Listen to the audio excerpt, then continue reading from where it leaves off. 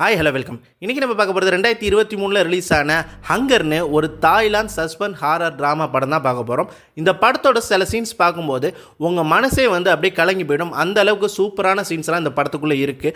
படத்தோட ஒன்லைனர் பார்த்தீங்கன்னா ரொம்பவே சிம்பிள் தான். ஒரு குருவுக்கும் சிஷியைக்கும் இடையில் நடக்கிற போட்டி. அது மட்டும் இல்லாமல் சமுதாயத்தில் ஒருவேளை சோத்துக்கே கஷ்டப்படுற ஒரு ஏழையோட வாழ்க்கை எப்படி இருக்குது, ஆனால் கை நிறைய காசை வச்சுட்டு அதை ஆடம்பரமாக செலவு பண்ணுற ஒரு பணக்காரனோட வாழ்க்கை எப்படி இருக்குது அப்படின்றத மையப்படுத்தி ரொம்பவே சுவாரஸ்யமாக கொண்டு போயிட்டு கிளைமேக்ஸில் நம்மளை வந்து அப்படியே வந்து வேறு லெவலில் ஹைப் ஏற்றி விட்டுருவாங்க. அந்த அளவுக்கு ஒரு படம் தான் இந்த படம். இந்த படத்தோட சீன்ஸ் வந்து எல்லாமே இன்ட்ரெஸ்டிங்காக இருக்கிறதுனால படத்தை ஸ்கிப் பண்ணாமல் ஃபுல்லாக பாருங்கள். அதுக்கு முன்னாடி நம்ம சேனலை சப்ஸ்கிரைப் பண்ணுங்கள், லைக் பண்ணுங்கள், கமெண்ட் பண்ணுங்கள், மறக்காமல் அந்த பெல் பட்டனை அழுத்துங்க. Welcome to Tamil dub show. படத்தோட ஓப்பனிங் சீன்லேயே பார்த்தீங்கன்னா ஒரு மிகப்பெரிய கிச்சன் ஒன்று கட்டுறாங்க. அந்த கிச்சனில் எல்லாருமே ரொம்பவே பரபரப்பாக வந்து சமையலுக்கு தேவையான அனைத்து விதமான ப்ரிப்பரேஷனும் வந்து ரெடி பண்ணிக்கிட்டு இருக்காங்க. அப்போ இவங்களையெல்லாம் மேற்பார்வையாக பார்க்குறதுக்கு இன்னொரு ஆள் இன்னும் ஒரு நிமிஷம் தான் இருக்குது, சீக்கிரமாக எல்லா வேலையும் செய்யுங்க அப்படின்னு சொல்லிட்டு வேலை வாங்கிட்டு இருக்காரு. அதே சமயம் கிச்சனோட இன்னொரு பகுதியில் பார்த்தீங்கன்னா ஒரு ஆள் டிப்டாப்பாக ஷேவிங்லாம் பண்ணிட்டு குளிச்சுட்டு ரெடி ஆகிட்டு இருக்காரு.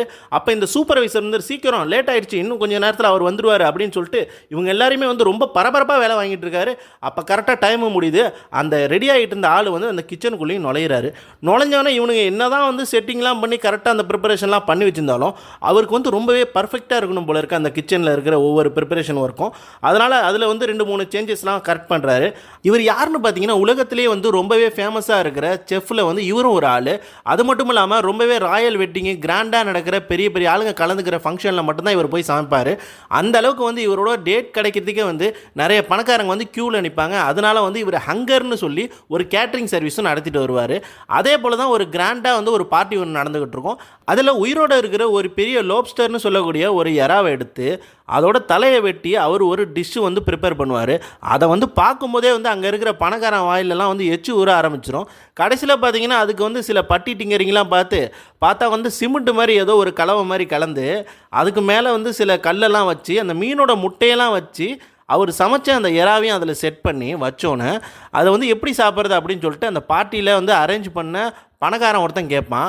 அப்போ வந்து அவர் வந்து உங்கள் கையை யூஸ் பண்ணி சாப்பிடுங்க அப்படின்னா அவன் எடுத்து சாப்பிட்றதுக்காக வாயில் வைக்க போவான். அப்படி கிடையாது, அந்த இருக்கிற க்ரீமோட தொட்டு சாப்பிட்றா அப்படின்ற மாதிரி அவர் ஒரு பார்வை பார்ப்பார். அவனும் வந்து அந்த க்ரீமை பார்க்கவே வந்து கன்றாவே இருக்கும். அதில் போட்டு பெரட்டி எடுத்து வாயில் வச்சு சாப்பிட ஆரம்பிப்பான். அவனுக்கு அதோட ருசி வந்து ரொம்பவே பிடிச்சி போயிடும். அதுக்கப்புறம் வந்து நான்ஸ்டாப்பாக வந்து அதை போட்டு ஒரு வெட்டுவான். அதோட பார்த்தீங்கன்னா அந்த படத்தோட டைட்டிலும் ஸ்டார்ட் ஆகும். இப்போ ராயல் கிச்சனை பார்த்தாச்சு. அடுத்தது பார்த்தீங்கன்னா நடுத்தர மக்கள் ஏழை மக்கள் சாப்பிடக்கூடிய ஒரு ரோட்டு சைடில் உள்ள ஒரு கடையில் ஒரு பொண்ணு வந்து வேகமாக ஃப்ரைட் ரைஸ் போட்டுக்கிட்டு இருக்காங்க. இவங்க தான் அந்த கதையோட ஹீரோயின். அவங்க எங்கே வேலை செய்கிறாங்கன்னு பார்த்தீங்கன்னா அவங்க அப்பாவோட கடை தான் அது. அதனால் அவங்க அப்பாவுக்கு ஹெல்ப்பாக வந்து அந்த இடத்துல வந்து அவங்க வந்து சமைச்சு கொடுத்துக்கிட்டு இருக்காங்க. அந்த ஹோட்டலில் பார்த்தீங்கன்னா வந்து நிறைய ஏழை மக்கள் வந்து நிறைய விரும்பி சாப்பிட ஆரம்பிக்கிறாங்க. இவங்க செய்கிற டிஷ்ஷெல்லாம் வந்து அங்கே ரொம்பவே ஃபேமஸாக இருக்குது. அப்போ ஹங்கர் டீமில் இருக்கிற ஒரு ஆளும் வந்து அந்த இடத்துக்கு வந்து சாப்பிட வரான். அவன் வந்து இவ சமைச்ச சாப்பாட்டை எடுத்து டேஸ்ட் பண்ணி பார்க்கும்போது அந்த டேஸ்ட்டு வேறு லெவலில் இருக்குது. எப்படியாவது இந்த பொண்ணை வந்து நம்ம டீமில் சேர்த்தாகணும் அப்படின்னு சொல்லிட்டு ஹீரோயின் பக்கத்தில் வந்து நின்றுட்டு அவன் பாக்கெட்லேருந்து ஒரு கார்டு எடுத்து அந்த பொண்ணுக்கிட்ட கொடுக்குறான். ஆனால் நம்ம ஹீரோயினும் வந்து அதுக்கெலாம் ரெஸ்பான்ஸ் பண்ணாமல் அவங்க வேலையை பார்த்துக்கிட்டு இருக்காங்க. இருந்தாலும் வந்து உனக்கு நல்ல திறமை இருக்குது, நீ எங்கள் டீமில் வந்து ஜாயின் பண்ணினா உன் வாழ்க்கை வேறு லெவலில் இருக்கும், உனக்கு தேவைன்னா வந்து நீ எங்களை காண்டாக்ட் பண்ணலாம் அப்படின்னு சொல்லிட்டு அந்த கார்டை கொடுத்துட்டு அந்த இடத்த விட்டு போயிடுறான். இப்போ ஹீரோயின் வேலையெல்லாம் முடிஞ்சு அவங்க ஃப்ரெண்ட்ஸோடு உட்காந்து பேசிக்கிட்டு இருக்காங்க. ஹீரோயினோட ஃப்ரெண்ட்ஸு அது மட்டும் இல்லாமல் அவங்க ரிலேட்டிவ் எல்லாருமே பார்த்தீங்கன்னா எல்லாருமே ஏழை மக்கள் தான். அதனால் வந்து அவங்க வாழ்க்கை வந்து எப்படி வந்து ரொம்ப சவாலாக இருக்குது வாழ்கிறதுக்கு அப்படின்ற மாதிரி எல்லாருமே டிஸ்கஸ் பண்ணிக்கிட்டு இருக்காங்க. அப்போ வந்து நம்மளாம் வந்து பணக்காரனாக பிறக்கல, ஆனால் வந்து ஏழையாக மட்டும் சாவே கூடாது அப்படின்னு பேசிக்கிட்டே இருக்கும்போது நம்ம ஹீரோயின் வந்து அவன் கொடுத்த அந்த கார்டை எடுத்து அவன் ஃப்ரெண்ட்ஸ்கிட்ட காமிச்சோன்னா அவங்க அதை பார்த்தோன்னா ரொம்பவே ஆச்சரியப்படுறாங்க. இந்த கார்டு உனக்கு எப்படி கிடச்சிச்சு அப்படின்னு கேட்கும்போது இந்த கம்பெனிலேருந்து ஒருத்தன் இன்றைக்கி சாப்பிட வந்துட்டு என்னை பார்த்துட்டு நீ எங்கள் கம்பெனியில் வந்து வேலைக்கு சேர இன்ட்ரெஸ்ட் இருந்தால் எங்களை காண்டாக்ட் பண்ண அப்படின்னு சொல்லிட்டு இந்த கார்டை கொடுத்துட்டு போயிட்டான் அப்படின்னு சொல்கிறாங்க. நீ ரொம்பவே அதிர்ஷ்டசாலி, அதனால தான் உனக்கு வந்து இந்த கார்டு கிடச்சிருக்கு. எப்படியாவது இதை வேஸ்ட் பண்ணாமல் அவங்க குரூப்பில் போய் நீ ஜாயின் பண்ணிடு. அந்த செஃப் தான் வந்து இங்கே இருக்கிறதுலே வந்து ரொம்பவே ஃபேமஸான செஃப், அவரை மாதிரி வந்து சமைக்கவே முடியாது, அந்தளவுக்கு வந்து நீ நல்லா ஃபேமஸ் ஆகிடுவ அப்படின்னு சொல்லிட்டு நம்ம ஹீரோயின்ட்ட சொன்னோன்னா ஹீரோயின் அதை பற்றி யோசிச்சுக்கிட்டே இருக்காங்க. அவங்களும் இன்டர்நெட்டில் வந்து அந்த ஹங்கர் டீமை பற்றி அப்படியே சர்ச் பண்ணி பார்க்குறாங்க. அவங்களுக்கும் அந்த ஹங்கர் டீமில் சேரணுன்ற ஆசை இருக்கும். இருந்தாலும் அவங்க அப்பாவோட பிஸ்னஸ் வந்து ரொம்பவே பாதிக்கப்படுன்றதுனால அவங்க மனசை மாற்றிட்டு திரும்ப அவங்க கடையிலே வந்து வேலை பார்த்துட்டு இருக்காங்க. ஆனால் வந்து அந்த டீம்லேயே வந்து கார்டு கொடுத்தவங்க வந்து இவங்களை விடுறதா இல்லை, காரை வாசல்லே நிப்பாட்டி வச்சுக்கிட்டு இவங்களுக்காக வெயிட் பண்ணுறான். இவங்களும் வந்து சரி அங்கே போனால் நம்ம வாழ்க்கை மாறிடும் அப்படின்னு சொல்லிட்டு அந்த இன்டர்வியூக்கும் போகிறாங்க. ஹீரோயின் இதுக்கு முன்னாடி இவ்வளோ பெரிய ராயல் கிச்சனை பார்த்ததே கிடையாது. அங்கே இருக்கிற விஷயங்கள்லாம் பார்த்தோன்னா அவங்களுக்கு ரொம்பவே வந்து மலைப்பாக இருக்குது. அது மட்டும் இல்லாமல் அங்கே இருக்கிற கத்தியெல்லாம் எடுத்து பார்த்துக்கிட்டு இருக்கும்போது ஒழுங்காக அந்த கத்தியை கீழே வை அப்படின்னு சொல்லிட்டு ஒரு சத்தம் கேட்குது. அதை பார்த்தோன்னே இவங்க பதறி கத்தி கீழே போட்டுறாங்க. அது வேறு யாரும் கிடையாது, இந்த கிச்சனோட சூப்பர்வைசர் தான். அதுக்கடுத்து பார்த்தீங்கன்னா இவர் வந்து ஒரு ஆளை வந்து கூப்பிட்டு வந்திருக்காரு வேலையில் சேர்த்து விடுறதுக்காக. அதே மாதிரி இன்னொரு ஆள் வந்து நம்ம ஹீரோயினை வந்து ரெக்கமெண்ட் பண்ணுறதுக்காக வந்திருப்பான். இப்போ 2 பேரில் வந்து ஒரே ஒரு ஆள் தான் வந்து இந்த கிச்சனுக்கு வேலைக்கு ஆளே தேவை. இப்போ வந்து அதை செஃப் தான் வந்து முடிவு பண்ணி ஆகணும். அவங்களும் வந்து இங்கே நமக்கு வேலை கிடைக்காது அப்படின்னு சொல்லிட்டு அந்த இடத்த விட்டு போக பார்க்குறாங்க. அப்போ கரெக்டாக பார்த்தீங்கன்னா அந்த செஃப் வந்துடுறாரு. வந்ததுக்கப்புறம் வந்து உங்கள் 2 பேரில் எனக்கு ஒரே ஒரு ஆள் தான் தேவை, எனக்கு நீங்கள் ஒரு ஃப்ரைட் ரைஸ் செஞ்சு கொடுக்கணும், அதில் யார் செய்கிறது நல்லா இருக்கோ அவங்கள நான் வேலைக்கு எடுத்துப்பேன் அப்படின்னு சொல்கிறாரு. உடனே வந்து 2 பேருமே வேக வேகமாக ஃப்ரைட் ரைஸ் செய்ய ஆரம்பிக்கிறாங்க. அந்த சூப்பர்வைசர் கூப்பிட்டு வந்த ஆள் பார்த்தீங்கன்னா வந்து ரொம்பவே வந்து ராயலாக வந்து சூப்பராக செஞ்சுக்கிட்டு இருக்கான் ஃப்ரைட் ரைஸை.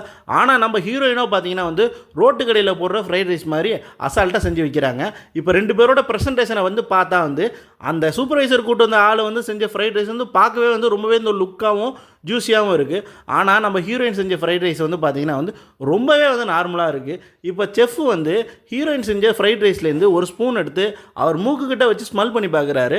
சூப்பர்வைசர் ரெக்கமெண்டேஷனில் வந்து ஆள் செஞ்ச ஃப்ரைட் ரைஸை இவர் ஸ்மெல் கூட பண்ணி பார்க்கல. இப்போ நம்ம ஹீரோயினை வந்து அப்பாயின்ட் பண்ணிடுறாரு, அவனை வந்து ரிஜெக்ட் பண்ணிடுறாரு. அவனுக்கோ கோவம் வந்துடுது, நான் நல்லா தானே செஞ்சேன், இதெல்லாம் ஒரு ஃப்ரைட் ரைஸா, என் ஃப்ரைட் ரைஸை பாருங்கள் அப்படின்னு சொல்லிட்டு செஃப்கிட்டே ஆர்கியூ பண்ணுறான். நீ எனக்கு தேவையில்லை, ஒழுங்காக அந்த இடத்த விட்டு போடா அப்படின்னு சொல்கிறாரு.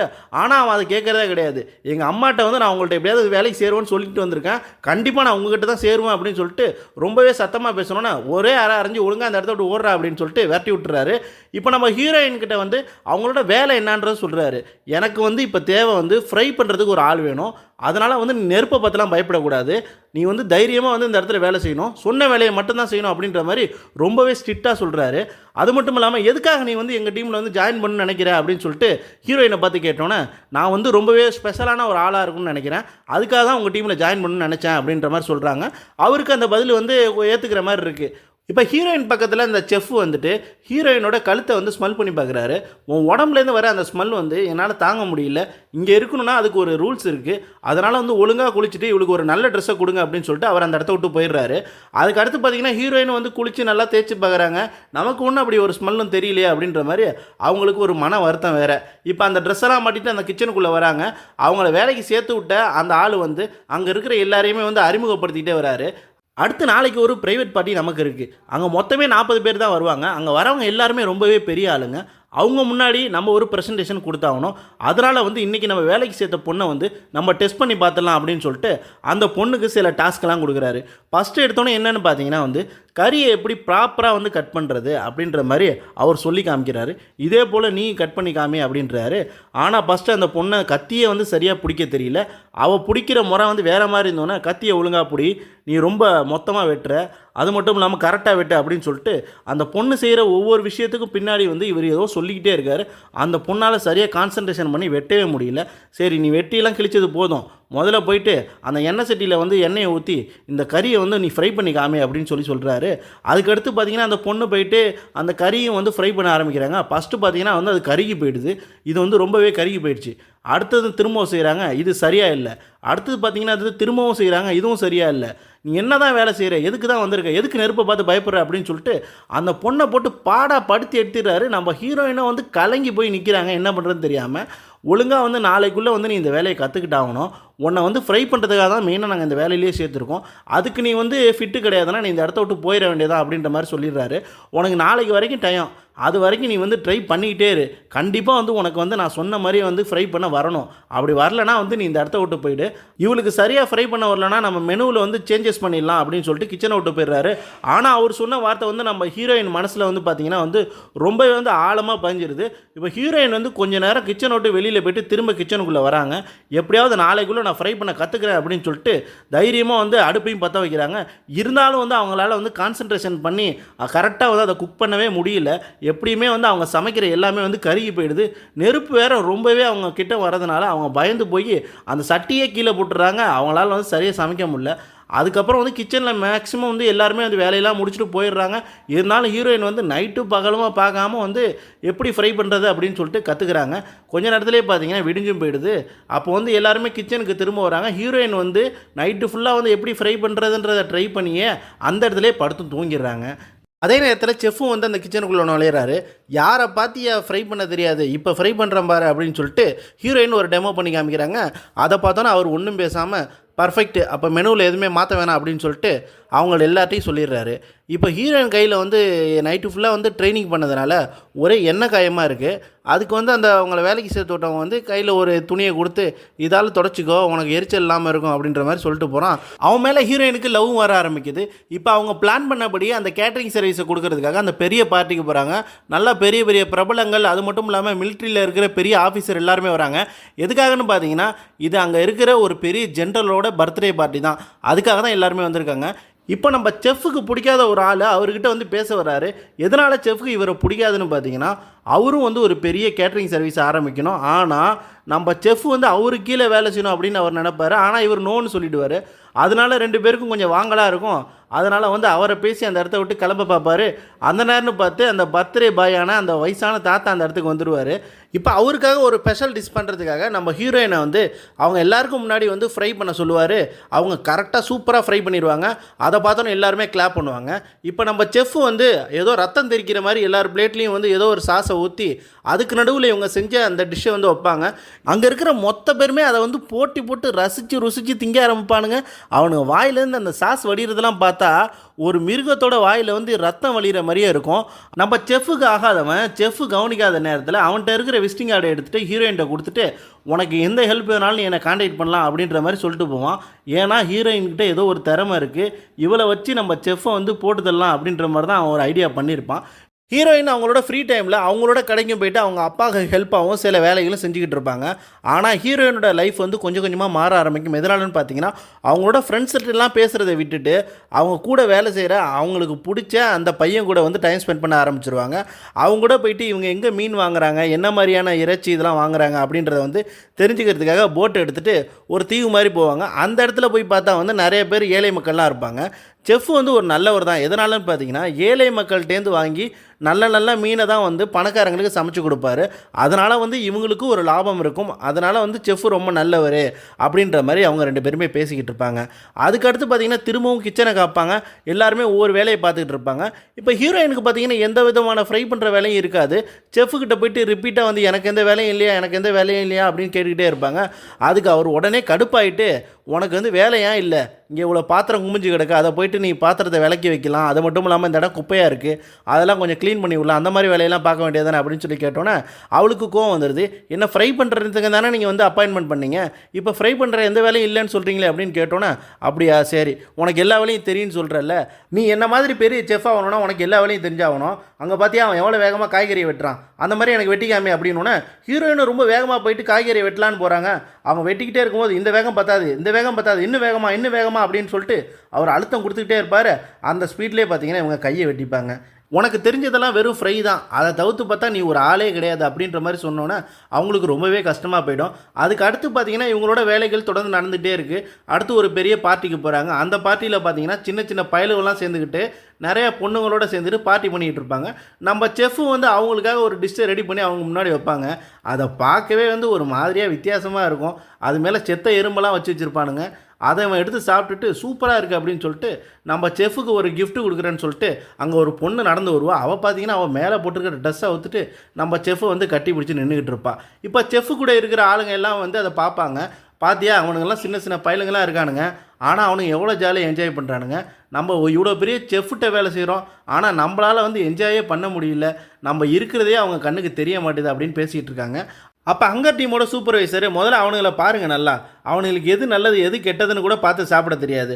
அவனுங்களை பொறுத்த வரைக்கும் ரொம்ப பந்தாவாக சாப்பிட்டாகணும். அதுக்கு நம்ம செஃப்பு தேவை. அவருக்கு பின்னாடி இருக்கிற நம்மலாம் வந்து அவனுக்கு கண்ணுக்கு தெரியவே மாட்டோம். நம்ம கடைசி வரைக்கும் மெனுவில் என்ன இருக்கோ அதை பார்த்து செஞ்சு கொடுத்துட்டு நம்ம செஃப்புக்கு பேரை வாங்கி கொடுத்துட்டு போயிட்டே இருக்க வேண்டியதான். நமக்கு எந்த பேருமே கிடைக்காது அப்படின்ற மாதிரி சொல்லிவிடுவார். அடுத்து ஹீரோயின் அவங்க கற்றுக்கிட்ட வித்தையை வச்சுக்கிட்டு ஒரு கறியை ஃப்ரை பண்ணி கொண்டு வந்துட்டு அவங்க தங்கச்சிக்கும் அப்பாவுக்கும் கொடுப்பாங்க. அவங்க அப்பா சாப்பிட்டு பார்த்துட்டு பரவாயில்ல ஓகேவா இருக்குது அப்படின்ற மாதிரி சொல்லுவார். அவங்க மூஞ்சிலேருந்து அந்த சிரிப்பே போயிடும். எதனாலன்னு பார்த்தீங்கன்னா, நல்லா இருக்குது அப்படின்னு சொல்லுவாருன்னு அவங்க எதிர்பார்ப்பாங்க. ஆனால் அதை சொல்ல மாட்டாங்க. அதே நேரம் பார்த்துட்டு ஹீரோயினோட ஃப்ரெண்டு அங்கே வருவான். அதை சாப்பிட்டு பார்த்துட்டு இது நல்லாவே இல்லை அப்படின்ற மாதிரி அவங்கள கிண்டல் செய்ய ஆரம்பிச்சிருவான். அதுக்கப்புறம் அவங்க அப்பா வந்து வெயிட் பண்ணுங்கள், உங்களுக்கு க்ரை பேபி நூடுல்ஸ் செஞ்சு தரேன் அப்படின்னு சொல்லிட்டு அவர் செஞ்சுட்டு வந்து ஏதோ ஒன்று கொடுப்பாரு. அதை சாப்பிட்டு பார்த்துட்டு இதுதான் சூப்பராக இருக்குது. என்ன தான் வந்து பணக்காரங்க சாப்பிட்ற டிஷ்ஷாக இருந்தாலும் நமக்கேற்ற டிஷ்ஷை நம்ம சாப்பிடும்போது தான் நமக்கு அது சுவையாகவே இருக்கும் அப்படின்ற மாதிரி அவன் சொல்லுவான். அதுக்கு அடுத்து ஹீரோயின் பார்த்தீங்கன்னா வந்து காய்கறியை எப்படி ப்ராப்பராக கட் பண்ணுறது அப்படின்றதுக்காக ட்ரைனிங் எடுக்கிறதுக்காக அவங்களோட பாய் ஃப்ரெண்ட் வீட்டுக்கு போவாங்க. இப்போ அந்த இடத்துக்கு போனோன்னே அவங்களுக்கான ப்ரிப்பரேஷன் எல்லாமே அவன் ரெடி பண்ணி வச்சுருப்பான். அங்கே பார்த்தீங்கன்னா அவங்களும் வந்து காய்கறியை வந்து கத்தி எப்படி பிடிச்சி வெட்டணும் அப்படின்றதெல்லாம் அவன் டெமோ பண்ணி காமிப்பான். அப்படியே 2 பேரும் சமைச்சு முடிச்சுட்டு சாப்பிடவும் ஆரம்பிப்பாங்க. அதுக்கப்புறம் வேறு ஏதோ ஒரு டிஷ் செய்யலாம் அப்படின்னு சொல்லிட்டு 2 பேருமே யோசித்து ஏதோ மாவெல்லாம் பிசைகிற மாதிரி ஆரம்பிப்பாங்க. அது அப்படியே எங்கேயோ போய் முடிஞ்சு A to Z கிஸ்ஸில் ஆரம்பித்து அப்படியே வந்து முழுசாக எல்லாமே முடிஞ்சிடும். அதுக்கு அடுத்த சீன்லேயே பார்த்தீங்கன்னா திரும்பவும் கிச்சனை காமிப்பாங்க. ஹீரோயின் வந்து திரும்பவும் அந்த கறியை வந்து அவங்க அப்பா வந்து நல்லா இல்லைன்னு சொன்னதுனால திரும்பவும் அதே மாதிரியே ஒரு கறியை வந்து ஃப்ரை பண்ணிட்டு வந்துட்டு அங்கே இருக்கிற சூப்பர்வைசரை வந்து சாப்பிட்டு பார்க்க சொல்லுவாங்க. அப்போ அவர் என்ன சொல்லுவார்னு பார்த்தீங்கன்னா, இந்த கறி சரியாக வேகலை, அடியிலெல்லாம் அப்படியே பார்த்தியா பச்சையாக இருக்குது, மேலே மட்டும் தான் வெந்திருக்கு அப்படின்ற மாதிரி பேசிக்கிட்டு இருப்பார். அதுக்கப்புறம் இவங்களுக்கு நமக்கு இன்னும் சரியாக வரலையோ அப்படின்ற மாதிரி ஒரு யோசனை தோணும். அந்த நேரம்னு பார்த்து அந்த சமையல் அறையில் ஒருத்தவன் தம் அடிச்சுக்கிட்டு இருப்பான். கரெக்டாக செஃப்பும் உள்ளே வந்துடுவார். அவரை பார்த்தோன்னா வந்து தம்மை மறைச்சி வைக்க பார்ப்பான். ஆனால் அவர் அந்த தம்மை நோட் பண்ணிடுவார். என்ன பார்த்தோன்னா எதுக்கு பயந்து தம்மை மறைக்கிற, நீ தம் அடி அப்படின்ற மாதிரி அவர் சொல்லிக்கிட்டு அவன் கிட்டக்க வருவார். அவன் சூப் செஞ்சுக்கிட்டு இருப்பான். இது என்னது அப்படின்னு கேட்பார். அவன் தம்மை வாயிலேருந்து எடுத்துகிட்டு சூப்புன்னு சொல்ல வருவான். இல்லை இல்லை, தம்மை நீ வாயிலேருந்து எடுக்கவே கூடாது, வாயிலே வச்சுக்க, இது என்னன்னு சொல்லு அப்படின்னு கேட்பார். அப்போ அவன் வந்து திரும்பவும் சூப்புன்னு சொல்ல வரும்போது தம்மு வந்து அந்த சூப்பில் விழுந்துடும். இதே போல் நம்ம போகிற இடத்துல ஒரு தப்பு நடந்து அதனால் அவமானம் ஏற்பட்டால் அதை யார் ஃபேஸ் பண்ணணும்னு தெரியுமா அப்படின்னு இவர் கேட்பார். கேட்டோன்னே மன்னிச்சிருங்க செஃப் அப்படின்னு சொல்லிட்டு அவன் கையெடுத்து கும்பிடுவான். சரி போய் தொலை அப்படின்ற மாதிரி விட்டுட்டு அதுக்கப்புறம் வந்து அவங்க எல்லாரையுமே பார்த்து இந்த கூட்டத்துக்குள்ளே ஒரு திருடன் ஒருத்தன் இருக்கான். அவன் எனக்கு தெரியாமல் இந்த இடத்துலேருந்து ரொம்ப காஸ்ட்லியான சில சாப்பாட்டு பொருட்களை எடுத்துகிட்டு போயிருக்கான்.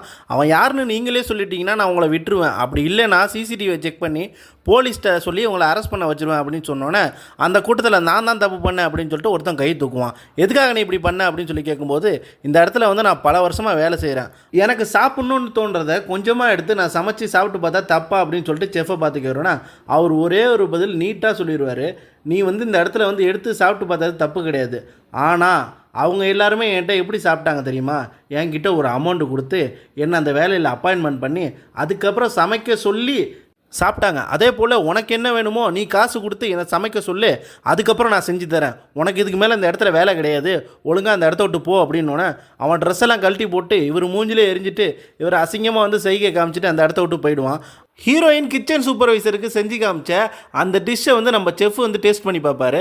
அதுக்கப்புறம் வந்து நாளைக்கு நடக்க போகிற ஈவெண்ட்டில் வந்து நம்ம ஹீரோயினை வந்து மெயினாக லீட் பண்ண சொல்லுவார். அவங்களுக்கு ஹெல்ப்பாக வந்து சூப்பர்வைசரையும் அவங்களோட பாய் ஃப்ரெண்டையும் லீட் பண்ண சொல்லுவார். செஃப் ஹீரோயினை லீட் பண்ண சொன்ன அந்த பார்ட்டி பார்த்தீங்கன்னா 3 பேர் இருக்கிற ஃபேமிலி தான். ஒரு அம்மா அப்பா ஒரு சின்ன பொண்ணு, அவ்வளோதான். இந்த 3 பேருக்கு தான் சமைச்சு கொடுக்குறதுக்காக அவங்க மொத்த டீமுமே அந்த இடத்துக்கு போயிருப்பாங்க. அதுக்கான பேமெண்ட்டை வந்து செஃப் வாங்கிட்டு இருப்பார். அதை நம்ம ஹீரோயின் வந்து வாசலில் நின்று பார்ப்பாங்க. அப்போ அந்த வீட்டுக்குள்ளே இருக்கிற அந்த குட்டி பாப்பா வந்து டிராயிங் பண்ணிக்கிட்டு அவங்க அப்பா கிட்ட ஒரு வார்த்தை கேட்கும், நம்ம எப்போ நம்ம வீட்டுக்கு போக போகிறோம் அப்படின்ட்டு. அதுலேருந்தே நமக்கு ஒரு விஷயம் புரிய வரும், இவங்க நல்லா வாழ்ந்த ஒரு பணக்கார ஃபேமிலி போல் இருக்குது. இப்போ ஏதோ ஒரு பிரச்சனைனால இந்த மாதிரி சின்ன வீட்டில் இருக்காங்க. இருந்தாலும் அவங்க வந்து ஒரு சூப்பரான ஒரு சாப்பாடு சாப்பிடணும்னு ஆசைப்பட்றாங்க. அதுக்காக தான் வந்து நம்ம ஹங்கர் டீம் வந்து அவங்க புக் பண்ணியிருப்பாங்க. இப்போ அவங்களுக்கான ஒரு ஸ்பெஷல் டிஷ்ஷை வந்து ஹீரோயின் கொண்டு வந்து கொடுக்குறாங்க. அதையும் கட் பண்ணி அந்த குட்டி பாப்பாவை சாப்பிட சொல்கிறாங்க. அந்த பாப்பா சாப்பிட்டுட்டு எனக்கு ரொம்பவே பிடிச்சிருக்கு அப்படின்னு சொல்லிட்டு அந்த பாப்பாட்ட இருக்கிற சின்னதாக ஒரு பொம்மை மாதிரி ஸ்டார் மாதிரி இருக்குது, அதை எடுத்து இதை நான் அவங்களுக்கு தரேன் அப்படின்னு சொன்னோன்னே நம்ம ஹீரோயினும் சிரிச்சிக்கிட்டே தேங்க்ஸ்ன்னு சொல்கிறாங்க. அதுக்கடுத்து அவங்களுக்கு கொடுக்கறதுக்காக ஒரு சூப் ஒன்று ரெடி பண்ணி கொண்டு போகிறாங்க. அந்த சூப்பை வந்து செஃப்கிட்ட வந்து ஒரு தடவை செக் பண்ணுறதுக்காக காமிக்கிறாங்க. அதை மோந்து பார்த்த செஃப் வந்து இந்த சூப்பை வந்து குப்பையில் கொட்டு அப்படின்னு சொல்லிட்டு அவசர அவசரமாக அங்கே இருக்கிற தண்ணியை பிடிச்சி அவரே ஒரு சூப் செஞ்சு கொண்டு போயிட்டு அந்த ஃபேமிலிக்கு வந்து சர்வ் பண்ணுறாரு. அதுக்கு அடுத்து பார்த்தீங்கன்னா அங்கே இருக்கிற கிச்சனில் வந்து இருக்கிறவங்க எல்லாருக்குமே வந்து ரொம்பவே அசிங்கமாக திட்டிட்டு உள்ள பாத்திரத்தெல்லாம் போட்டு உடச்சிக்கிட்டு இருக்காரு. எதுக்காகன்னு நமக்கு புரியவே இல்லை.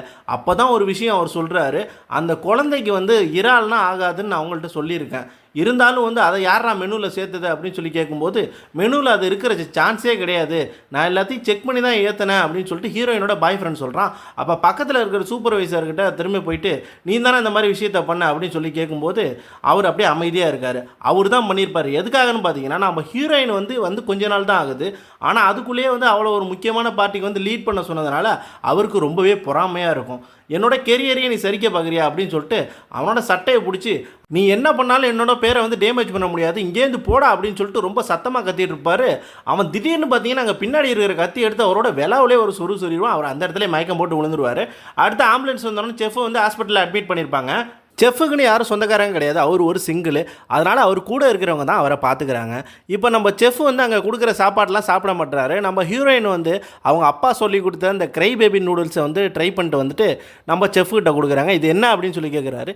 சாப்பிட்டு பாருங்க அப்படின்னோடனே அவரும் சாப்பிட ஆரம்பிக்கிறாரு. அதை ஒரு வாய் எடுத்து வச்சோடனே அதில் என்னென்ன கலந்துருக்கு அப்படின்றத சொல்லிடுறாரு. இந்த டிஷ்ஷை நான் எங்கள் அப்பா கிட்டேருந்து தான் செய்ய கற்றுக்கிட்டேன். அதனால் வந்து நமக்கு பிடிச்சவங்களுக்கு நம்ம லவ்வையும் சேர்த்து கலந்து கொடுத்தா அது ரொம்பவே நல்லாயிருக்கும். அந்த மாதிரி தான் நான் உங்களுக்கு வந்து ரொம்ப ஆசைப்பட்டு செஞ்சு கொண்டு வந்தேன் அப்படின்னு சொல்கிறா. நீ இன்னும் லவ் அது இதுன்னு சென்டிமெண்ட்டாக பேசிகிட்டு இருக்கிறதுனால தான் ஏழையாகவே இருக்க. ஆனால் என்னை பொறுத்த வரைக்கும் லவ்வெல்லாம் ஒன்றுமே கிடையாது.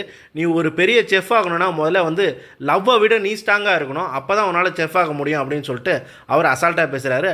அப்போ நம்ம ஹீரோயின் வந்து உங்களை வந்து எந்த விஷயம் வந்து செஃப் ஆகணுச்சு அப்படின்னு சொல்லி கேட்கும்போது, நான் சின்ன வயசாக இருக்கும்போது எங்கள் அம்மா பணக்கார வீட்டில் வேலை செஞ்சுக்கிட்டு இருந்தாங்க.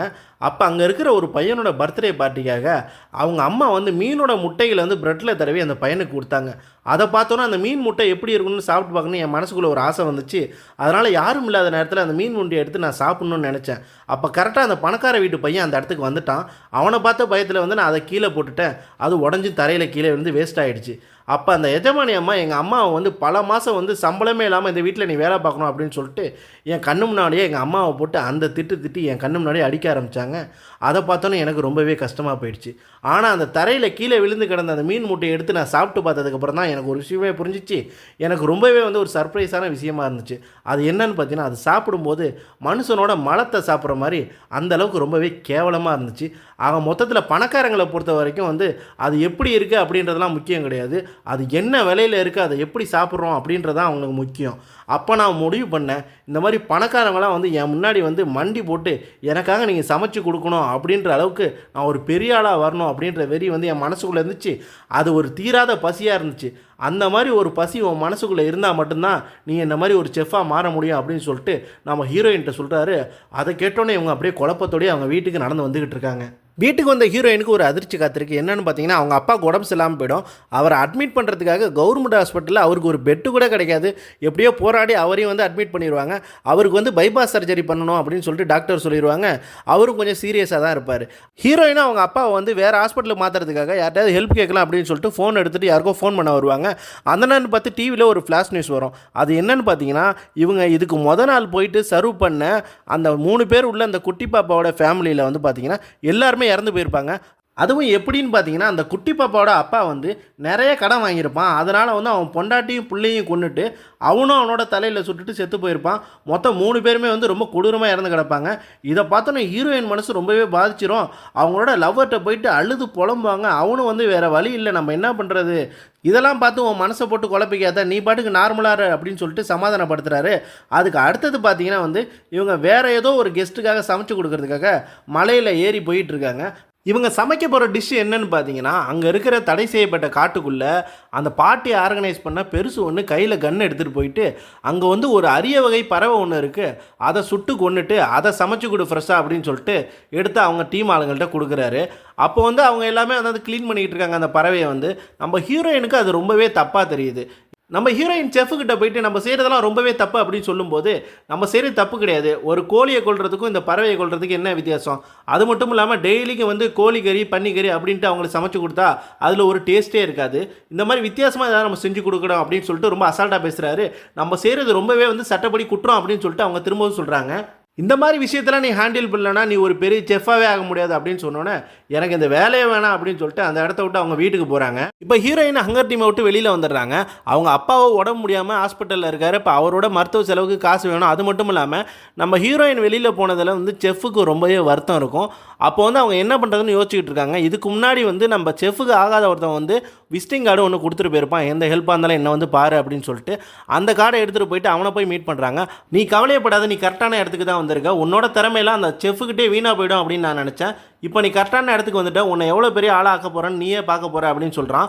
அது மட்டும் இல்லாமல் உனக்காக நான் ஒரு கிச்சனை ரெடி பண்ணி வச்சுருக்கேன், அங்கே வந்துட்டு எங்களுக்காக நீ சமைச்சு கொடு, உன்னை வந்து நாங்கள் ரொம்பவே விளம்பரப்படுத்துகிறோம், நீ நல்லாவே ஃபேமஸ் ஆகிடுவே, உனக்கு நல்ல புகழ் பேர் பணம் எல்லாமே கிடைக்க நான் வழி பண்ணுறேன் அப்படின்னு சொன்னோன்னே நம்ம எதுக்கு ரொம்பவே அவசரப்படுறோம் அப்படின்னு சொல்லிட்டு ஹீரோயின் கேட்பாங்க.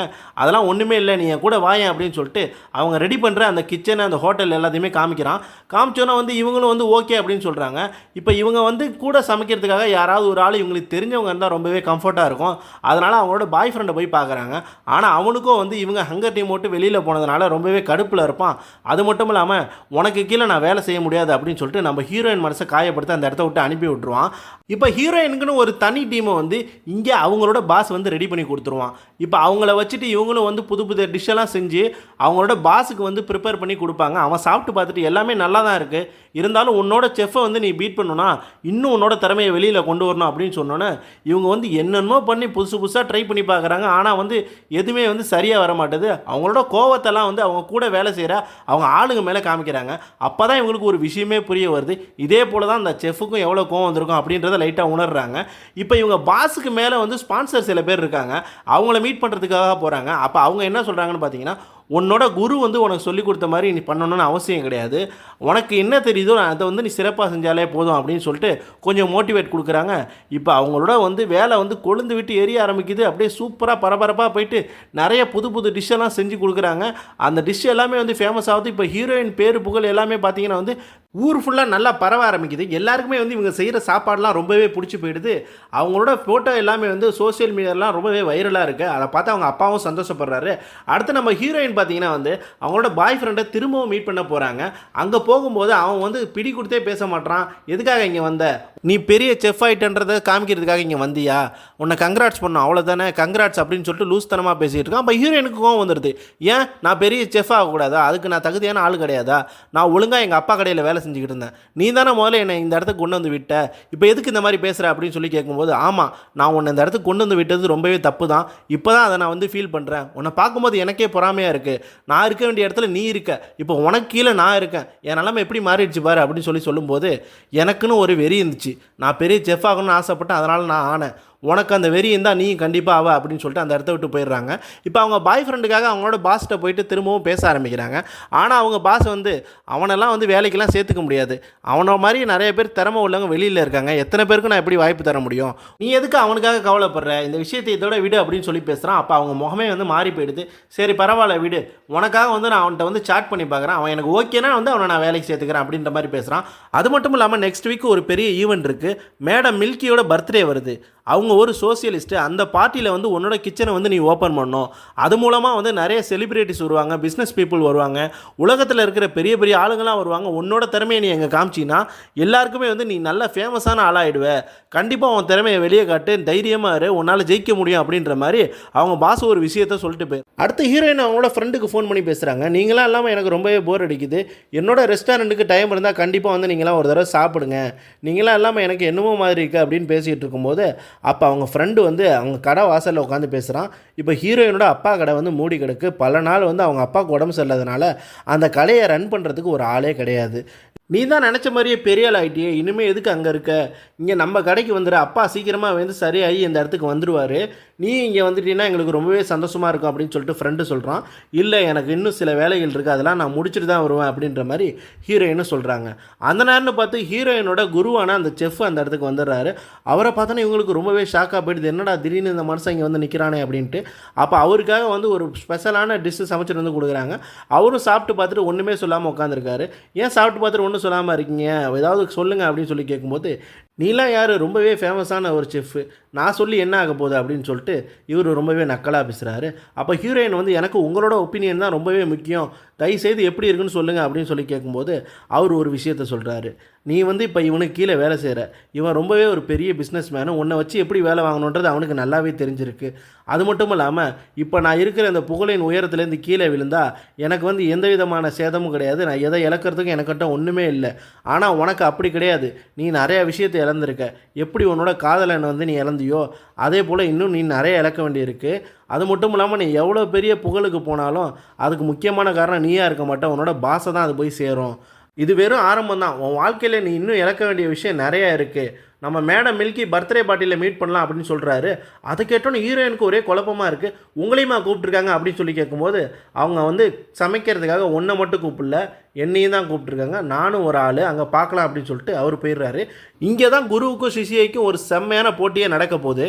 மேடம் மில்கியோட பர்த்டே பார்ட்டி ஸ்டார்ட் ஆகிடுச்சு. நிறைய செலிப்ரிட்டிஸ் வரிசையாக வந்துக்கிட்டே இருக்காங்க. அவங்க எல்லாருமே அவங்க இன்வைட் பண்ணிக்கிட்டு இருக்காங்க. அப்போ பார்த்தீங்கன்னா ஹீரோயினோட டீம் வந்து மொத்தமாக வந்து ஒரு சைடில் நின்றுக்கிட்டு இருக்காங்க. அதேமாதிரி அவங்க குரு செஃபோட டீம் வந்து பார்த்தீங்கன்னா வந்து இன்னொரு சைடில் நின்றுக்கிட்டு இருக்காங்க. இப்போ மேடம் மில்கி அங்கேருந்து நேராக நம்ம ஹீரோயின்கிட்ட வந்துட்டு நீங்கள் வந்து செஃப் பவுலோட டீமா அப்படின்னு சொல்லி கேட்கும்போது அவர் இங்கே கிடையாது, ஆப்போசிட் சைடில் இருக்கார், அங்கே போய் பாருங்கள் அப்படின்னு சொன்னோன்னே அவங்களும் பார்க்குறாங்க. அப்போ அந்த நேரம் பார்த்து அந்த செஃப் கரெக்டாக அந்த இடத்துக்கு வந்துடுறாரு. அப்போ அவரை பார்த்துட்டு உங்கள் கூட நான் செல்ஃபி எடுத்துக்கலாமா அப்படின்னு சொல்லி கேட்கும்போது அவரும் ஏன் தாராளமாக எடுத்துக்கலாமே அப்படின்னு சொல்லிட்டு கிட்டக்கு வந்து செல்ஃபிக்கு போஸ்ட் கொடுத்துக்கிட்டு இருக்காரு. இப்போ இதெல்லாம் பார்க்கும்போது ஹீரோயினுக்கு ரொம்பவே வந்து பொறாமையாக இருக்குது. ஏன்னா ஹீரோயின் பேர் வந்து இவ்வளோ ஃபேமஸாக ஆகியுமே வந்து அவங்களுக்கு வந்து இவங்களை தெரியவே இல்லை. ஆனால் செஃப் பவுலை பார்த்தீங்கன்னா வந்து நல்லாவே மேடம் மில்கிக்கு தெரிஞ்சிருக்கு. அப்போ அவங்களோட பாஸை கூப்பிட்டு உண்மையாகவே வந்து இவங்க நம்மளை வந்து சமைக்கிறதுக்காக இன்வைட் பண்ணாங்களா இல்லை நம்மளாக தான் வந்திருக்கோமா அப்படின்ற மாதிரி கேட்கும்போது அதை பற்றிலாம் நீ கவலையே படாத, இங்கே பார்த்தியா அவனோட பாய் ஃப்ரெண்டை நான் வேலைக்கு சேர்த்துக்கிட்டேன், இனிமேல் இவனும் வந்து உனக்கு ஹெல்ப்பாக இருப்பான் அப்படின்னு சொல்லும்போது அவனும் வந்து அதெல்லாம் நீ கவலையே படாத, எல்லாத்தையும் இக்னோர் பண்ணிவிட்டு உன்னோட வேலையில் மட்டும் நீ ஃபோக்கஸ் பண்ண அப்படின்னு சொல்லும்போது செஃப் பவுல் வந்து நம்ம ஹீரோயினை வந்து நேராக ஒத்து பார்க்குறாரு. பார்த்தோன்னா வந்து அவங்களுக்கு ரொம்பவே வந்து காண்டாயிடுது. இரியா இப்போ ஒன்று ஒரு வழி பண்ணுறேன் அப்படின்னு சொல்லிட்டு அவங்களோட மொத்த திறமையும் காமிச்சு நிறைய டிஷ்ஷை வந்து அடுக்கி வச்சிடுறாங்க. அப்போ மேடம் மில்கி வந்து அதை டேஸ்ட் பண்ணி பார்க்குறாங்க. அவங்களுக்கு ரொம்பவே பிடிச்சி போயிடுது. அங்கே இருக்கிற மொத்த பேருக்குமே வந்து அந்த சாப்பாடு எல்லாமே வந்து சர்வ் பண்ணிகிட்டு இருக்காங்க. அந்த நேரம்னு பார்த்து அந்த ரூமு திடீர்னு பார்த்தீங்கன்னா வந்து அப்படியே வந்து ரெட் கலரில் மாறுது. எல்லாருமே வந்து சைலண்ட் ஆகிடுறாங்க. அப்போ என்னென்னு பார்த்தீங்கன்னா மேலேருந்து செயின் மூலமாக கட்டி ஒரு முழு மாடை தோலை உரித்து அப்படியே கீழே இறக்குறாங்க. அப்போ நம்ம செஃப் பவுல் அந்த இடத்துக்கு வராரு. வந்துட்டு அவர் கையில் வச்சுருக்கிற கத்தியை போட்டு சரமாரியாக அதை வெட்டி எறிகிறாரு. அது மட்டும் இல்லாமல் அவர்கிட்ட இருக்கிற அந்த இன்க்ரீடியன்ட்ஸ் மசாலா எல்லாமே வந்து அது மேலே தடவி விட்டு கீழே நெருப்பை வச்சு கொளுத்தி விட்றாரு. அப்போ அது ஃபுல்லாக வந்து எரிஞ்சு வெந்ததுக்கப்புறம் வந்து அதை ஒரு பெரிய டேபிள் மேலே வச்சு அதுலேருந்து ஒரு சின்ன பீஸை மட்டும் வெட்டி மேடம் மில்கியோட வாயில் வைக்கிறாரு. அவங்க அதை சாப்பிட்டு மெய் மறந்து போயிடுறாங்க. அப்போ அங்கே இருக்கிற மொத்த கூட்டமே அந்த முழு மாட்டையுமே அப்படியே பிரித்து மேய ஆரம்பிக்கிறானுங்க. அந்த நேரத்தில் வந்து ஹீரோயினுக்கு என்ன பண்ணுறதே தெரியல, நம்ம என்ன பண்ணாலும் இவர் ஏதாவது புதுசாக பண்ணிகிட்டே இருக்காரு அப்படின்ட்டு அவங்களுக்கு ஒரு யோசனை தோணுது. அவங்க அப்பா சொல்லி கொடுத்து அந்த க்ரை பேபிள் நூடுல்ஸை வந்து செய்ய ஆரம்பிக்கிறாங்க. அப்போ சாப்பிட்டு முடிச்ச அந்த மொத்த குரூப்பும் வந்து திரும்ப பார்த்தீங்கன்னா ஹீரோயின் டேபிள் சைடு வந்துடுறாங்க. அப்போ அவங்க வந்து க்ரை பேபிள் நூடுல்ஸை செஞ்சு அவங்க முன்னாடி வைக்கிறாங்க. இது வந்து எங்கள் பாட்டி சொல்லி கொடுத்த டிஷ்ஷு, எங்கள் அப்பாட்டேருந்து நான் கற்றுக்கிட்டேன். இது வந்து உங்களுக்கு பிடிச்ச நீங்கள் விரும்புகிற ஒரு ஆளுக்கு வந்து நீங்கள் செஞ்சு கொடுக்கலாம். அவங்க தனிமையாக இருந்தாங்கன்னா கூட நீங்கள் இறந்ததுக்கு அப்புறமும் கூட அவங்க உங்கள் கூட இருக்கிற மாதிரியான நினைவுகளை வந்து இது சாப்பிடும்போது உங்களுக்கு தரும். இதில் வந்து நான் ஒரு ஃபுல் அன்பையும் கலந்து கொடுத்துருக்கேன், அதனால் இதை ட்ரை பண்ணி பாருங்கள் அப்படின்னு சொல்லும்போது அவங்க எடுத்து சாப்பிட்டு பார்த்துட்டு அவங்க அப்படியே வந்து ரொம்ப சூப்பராக இருக்குது, நல்லா இருக்குது அப்படின்னு சொல்லிட்டு மொத்த கூட்டமே வந்து என்ஜாய் பண்ணி சாப்பிட ஆரம்பிக்கிறாங்க. அதே நேரத்தில் பார்த்தீங்கன்னா நம்ம செஃப் பவுல் சும்மா இருப்பாரா, அவர் பார்த்தீங்கன்னா வந்து கடைசியாக அந்த சின்ன குழந்தை சாவறதுக்கு முன்னாடி ஒரு சூப் ஒன்று செஞ்சு கொடுத்துருப்பாரு. உங்களுக்கு நல்லா ஞாபகம் இருக்கும். அதே சூப்பை ப்ரிப்பேர் பண்ணி அதை மொத்த பேருக்குமே வந்து சர்வ் பண்ணுறாரு. இதை பார்த்தோன்னா ஹீரோயின் மனசு கலங்கியே போயிடுது. ஏன்னா வந்து இந்த சூப்பு குடித்ததுக்கு அப்புறம் தான் அந்த குட்டி பாப்பாவோட அப்பா வந்து மொத்த ஃபேமிலியுமே வந்து துப்பாக்கியால் சுட்டு அவரும் சுட்டுட்டு இறந்து போயிருப்பார். அதனால் இவங்க மனசில் அது ஒரு நெருடலாகவே இருந்துகிட்டு இருக்கும். அந்த நேரம் பார்த்து செஃப் பவுல் நேராக வந்துட்டு நம்ம ஹீரோயின்ட்ட ஒரு விஷயத்த சொல்லுவார். இவனுங்களாம் வந்து சாப்பிட்றானுங்க பார்த்தியா, இவனுங்களுக்கு வந்து நீ செஞ்சு கொடுக்குற சாப்பாடு எவ்வளோ டேஸ்ட்டாக இருக்குது, நீ என்ன மாதிரியான சாப்பாடு செஞ்சு கொடுக்குற அப்படின்றதெல்லாம் முக்கியமே கிடையாது. இவனுங்க மத்தியில் பார்த்தீங்கன்னா நான் ரொம்பவே ஃபேமஸ்ஸு, அவனுங்களுக்கு தேவை நான் செஞ்சு கொடுக்குற சாப்பாடு முக்கியமே கிடையாது அப்படின்ட்டு பேசிகிட்டு இருக்காரு. அந்த நேரம்னு பார்த்து ஃபாரஸ்ட் டிபார்ட்மெண்ட்லேருந்து 3 ஆஃபீஸர் அந்த பார்ட்டி நடக்கிற இடத்துக்கு வராங்க. அப்போ நம்ம செஃப் பவுலை வந்து அரெஸ்ட் பண்ணுறாங்க. எதுக்காகன்னு பார்த்தீங்கன்னா அவர் தடை செய்யப்பட்ட காட்டுக்குள்ளே போயிட்டு அரிய வகை உயிரினமான ஒரு பறவையை கொண்டு அதை சமைச்சு கொடுத்ததுக்காக அவரை வந்து அரெஸ்ட் பண்ணுறாங்க. அது எப்படி லீக் ஆகிருக்குன்னு பார்த்தீங்கன்னா இவர் சமைக்கிறத வந்து யாரோ வீடியோ எடுத்து அதை வந்து சோசியல் மீடியாவில் வந்து பரப்பி விட்ருப்பாங்க. அது மூலமாக தான் இது பண்ணது யாருன்னு பார்த்தீங்கன்னா நம்ம ஹீரோயினோட பாய் ஃப்ரெண்டாக இருந்தால் அவன் எதுக்காக பண்ணியிருப்பான்னு பார்த்தீங்கன்னா நம்ம ஹீரோயின் ஜெயிக்கணும் அப்படின்ட்டு பண்ணியிருப்பான். அது மூலமாக வந்து அவனுக்கு கொஞ்சம் காசும் கிடைக்கும். ஆனால் வந்து நம்ம ஹீரோயினுக்கு இதுக்கு எந்த சம்மந்தமே இருக்காது. இப்போ செஃப்புக்கு வந்து ஹீரோயினை பார்த்தோன்னா வந்து ரொம்பவே கடுப்பாயிடும். என்கிட்ட வந்து நேராக மோதி ஜெயிக்க முடியல, அதுக்காக இந்த மாதிரி ஒரு விஷயத்தை வந்து ரிலீஸ் பண்ணிட்டல, உனக்கு ரொம்ப நன்றிம்மா, நீ தான் பெரிய செஃப் அப்படின்னு சொல்லிட்டு கத்திக்கிட்டே வந்து ரொம்பவே கோவமாக போவார். இப்போ ஹீரோயின் அந்த இடத்துல வந்து கலங்கி நிற்பாங்க. அப்போ அந்த மேடம் மில்கி வந்துட்டு நீ நல்லா தான் சமைச்ச, உன் சாப்பாடு எல்லாமே எங்களுக்கு பிடிச்சிருந்துச்சு அப்படின்னு சொல்லிட்டு இவனுங்க பாட்டுக்கு அதெல்லாம் கவலையே படாமல் பார்ட்டியை வந்து திரும்ப கண்டினியூ பண்ண ஆரம்பிச்சிருப்பாங்க. அப்போ ஹீரோயினோட பாஸ் வந்துட்டு எதுக்காக நீ கவலைப்படுற, நீ சூப்பராக பண்ண, நீ செஞ்சதெல்லாம் சாப்பிட்டு பார்த்து நான் அப்படியே ஆச்சரியப்பட்டேன் தெரியுமா, நீ கோவப்படாத, இந்த போட்டி கண்டினியூ ஆயிருந்துச்சுன்னா நீ தான் கண்டிப்பாக ஜெயிச்சிருப்ப, உனக்கு தான் நல்ல பேர் வந்திருக்கும். அவர் செஞ்ச தப்புக்காக வந்து அவர் அரெஸ்ட் ஆகிறாரு, என்ன பண்ணுறது? நமக்கு தேவையான ஒரே ஒரு வீடியோ கிளிப் கிடச்சிச்சு, அது நமக்கு சாதகமாக நான் பயன்படுத்திக்கிட்டேன். அதை நினச்சி நீ ஒன்றும் வருத்தப்படாத, நீ வந்து சூப்பராக தான் சமைச்ச, கண்டிப்பாக நீ இந்த போட்டியில் நீ தான் ஜெயிச்சிருப்ப அப்படின்னு சொல்லிட்டு அவளை சமாதானம் பண்ண பார்க்குறான். ஆனால் ஹீரோயினுக்கும் சரியான கோபமாக இருக்குது. ஏன்னா அவங்க சமைச்ச சாப்பாடு எல்லாமே பார்த்தீங்கன்னா வந்து அந்த இடத்துல செதறி கிடக்கு. எவனுமே சாப்பிடாம ஆட்டம் போட்டுக்கிட்டு இருக்கானுங்க. எல்லாருமே ஆடம்பரத்துக்காக தான் வந்து இந்த பார்ட்டியை நடத்தி இவ்வளோ சாப்பாட்டை வேஸ்ட் பண்ணியிருக்கானுங்க. ஹீரோயினோட பாய் ஃப்ரெண்ட் வந்து எவ்வளவோ கெஞ்சி கதறி பார்க்குறான். ஆனால் அவங்க வந்து அதெல்லாம் காதில் வாங்குற மாதிரியே இல்லை. அந்த இடத்த விட்டு அப்படியே பொறுமையாக ரோட்டில் நடந்து போய்கிட்டே இருக்காங்க. அப்போ பார்த்தீங்கன்னா வந்து ஒரு வேளை சாப்பாட்டுக்கே கஷ்டப்படுற ஆளுங்க, அதே மாதிரி காலம்பரை சமைச்ச சாப்பாட்டை வந்து அன்றைக்கி ஃபுல்லாகவே வச்சுக்கிட்டு அவங்க வாழ்க்கையை நடத்துகிற ஆளுங்க, அது மட்டும் இல்லாமல் சாப்பாட்டுக்கே வழி இல்லாத ஆளுங்க, வீடு இல்லாத ஆளுங்க, இவங்க எல்லாருமே பார்க்கும்போது அவங்க மனசில் வந்து ஒரு விதமான கலக்கம் இருக்குது.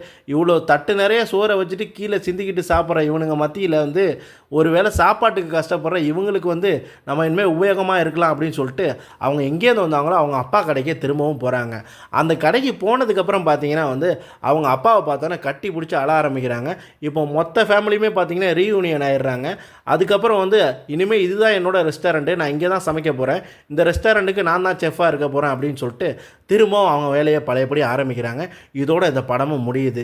அவங்க மொத்தத்தில் இந்த படத்தில் சொல்ல வந்த கருத்து என்னன்னு பார்த்தீங்கன்னா வந்து எவ்வளோ தான் பணம் இருந்தாலும் பணக்காரனை பார்த்தீங்கன்னா ஆடம்பரத்துக்கு மட்டும்தான் சாப்பிடுவான், அவன் பசிக்காக சாப்பிட மாட்டான். ஒரு ஏழைக்கு மட்டும்தான் உண்மையாக வந்து பசியோட அருமை வந்து என்னன்றதே தெரியும். அதனால் வந்து சாப்பாட்டை வந்து வேஸ்ட்டு பண்ணாதீங்க.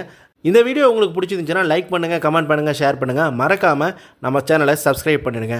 தேங்க்யூ.